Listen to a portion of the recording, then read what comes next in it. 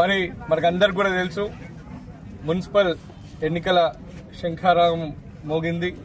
నిన్నటి నుంచి నామినేషన్ల ప్రక్రియ కూడా ప్రారంభమైంది.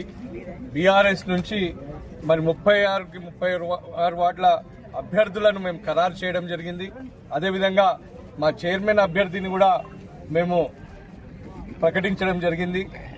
తప్పకుండా మనం చూస్తూ ఉన్నాం, ఈరోజు మేము ఎక్కడ చూసినా కానీ బీఆర్ఎస్ కోసం ఈరోజు ఘన స్వాగతం పలుకుతా ఉన్నారు.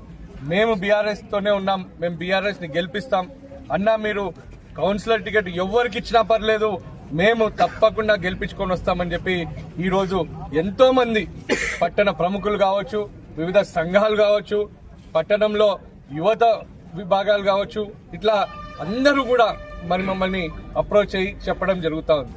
ప్రతి ఒక్కరు కూడా ఈరోజు నిరాశతో ఉన్నారు. ఎంత బ్రహ్మాండంగా తెలంగాణ రాష్ట్రంలో పాలన ఉండేది. తాండూరు నియోజకవర్గం గతంలో ఎన్నడూ లేని విధంగా అభివృద్ధి చెందింది. ముఖ్యంగా తాండూరు పట్టణానికి వచ్చినట్టయితే పట్టణంలో మొత్తం 36 వార్డులలో కూడా గతంలో ఎన్నడూ లేని అభివృద్ధిని మీ ఆధ్వర్యంలో చేయడం జరిగింది అని చెప్పి ప్రజల మద్దతు పూర్తిగా ఈరోజు బీఆర్ఎస్ బలపరిచిన అభ్యర్థులకు ఇవ్వడం చాలా సంతోషకరం. అయితే మీరు గమనించాలి, మొన్ననే గ్రామ పంచాయతీ ఎన్నికలు జరిగినాయి. గ్రామ పంచాయతీ ఎన్నికల్లో కూడా బీఆర్ఎస్ బలం ఏందో మేము చూపెట్టడం జరిగింది.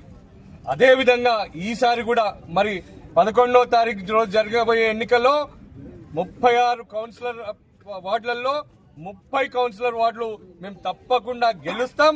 ఈరోజు ప్రజల దీవెనలు మా వెంబటి ఉన్నాయి, ప్రజల ఆశీస్సులు మా వెంబటి ఉన్నాయి. ఈ కాంగ్రెస్ పార్టీ మోసపూరిత